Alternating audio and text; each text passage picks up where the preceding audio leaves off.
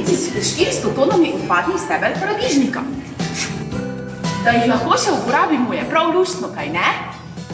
Skupaj s Inštitutom za celulozo in papir v Ljubljani smo iz njih izdelali papir, iz papirja pa vrečke. Aktivno sprejemajo in oddajajo vlago, niso lakirane, odporne na trganje, potiskane so naravno barvo ter po uporabi razgradljive. Skupaj smo vzpostavili nov cikel krožnega gospodarstva in tako prispevamo k bolj trajnostni prihodnosti.